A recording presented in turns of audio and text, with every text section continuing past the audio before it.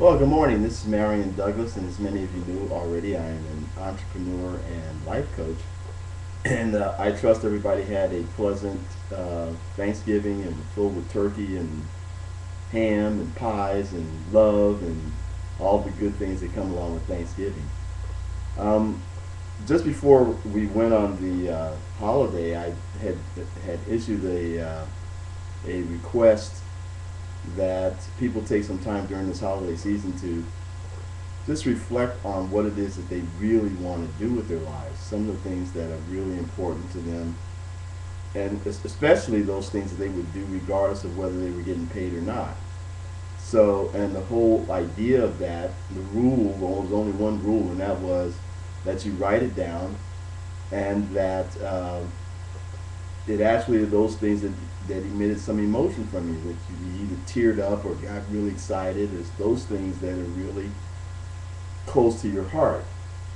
And it's interesting some of the comments I got back from that. One of them was a young man who just, I don't know what he was angry about, but he pretty much, sent me a comment back cursing me for even having the idea that you could take what you love and turn it into income. And so, and I can't use any of the choice words that he used, but the funny part about it is that we do this all the time. We turn on the television, and many of us will be turning on the television tomorrow, as an example, and actually be watching people that did exactly that. So there are athletes and entertainers and dancers and people of all kinds who have taken what it is that they do best and turned it into a significant income.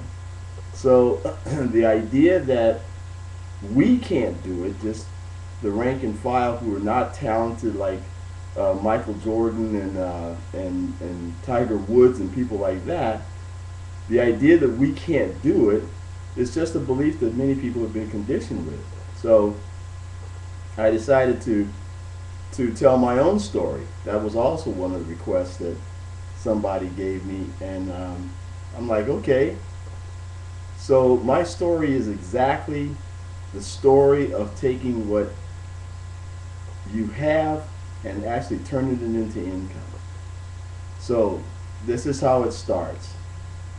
So about 20 years ago or so, I was a young man and had had two children at those time. At that time I was married, and I was working, had gotten out of school, was working for American Express, and I had what a lot of people would consider a dream life at my age. I had a beautiful wife, beautiful home, had two young daughters. My wife was pregnant at the time with our third child, and things could not be better.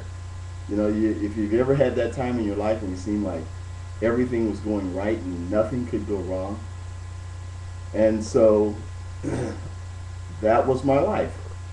And I was making a really good income for a guy at that age, and I was just doing wonderful, I thought. And so working for American Express, I worked in the financial market, so I had to be up early and be in my office at 6 o'clock in the morning because the markets on the East Coast opened at 9. So this particular day, I decided not to go in early. And I don't even know what made me decide that now. But I decided, oh, well, I'll just stay at home, and my wife was pregnant, and I was going to take the girls to school. So I was sitting on the couch downstairs in our living room, and my oldest daughter, whose name is Shar, came running down the stairs, and she just said to me, "Daddy, Daddy, Mommy can't talk." I didn't know what that meant, but shortly thereafter, my wife came down the stairs, and sure enough, I couldn't understand a word she was saying. So obviously that day was different than anything that I had planned or thought would happen. I ended up rushing her down to the hospital, and come to find out that she had an aneurysm that had started to hemorrhage, and it manifested itself as what looked like a stroke. Her voice was gone, and the left side of her body, the right side of her body, was limp and drooping. It looked like she had no control of the muscles over there. So there I was, thinking that life was going to be great, and now I'm sitting on the right on the edge of tragedy. I didn't know it at the time, but that's exactly what it was. And so the next few weeks after that changed our entire lives. So, you know, we went to the hospitals, we went to the best doctors and all around the country. We ended up in San Francisco talking to a doctor who was a neurosurgeon who was supposed to be the best in the country.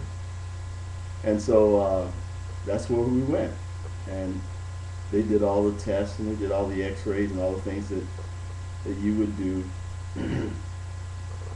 Come to find out, it was an aneurysm that had to be operated on. It had to be operated on immediately because she was pregnant, and the pregnancy was putting a lot of pressure on her system. So they were afraid that if she went through a normal pregnancy, that it would kill her.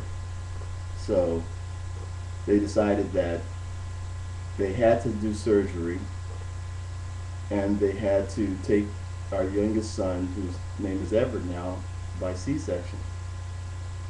So this is what happened to my life, you know, and in an instant, what was the dream life in a lot of people's eyes, including my own, turned into the height of tragedy.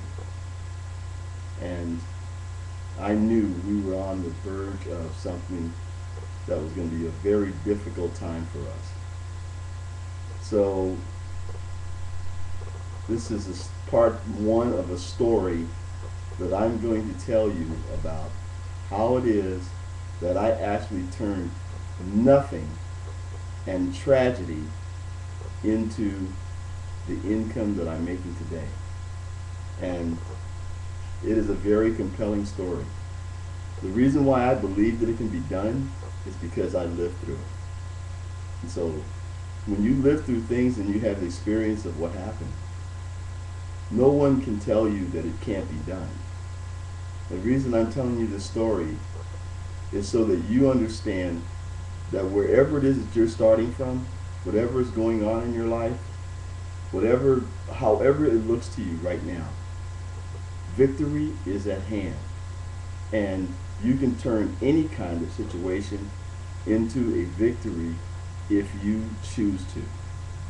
And so the next few videos that I'm going to tell you is going to be about how I turned that tragedy into the greatest triumph of my life.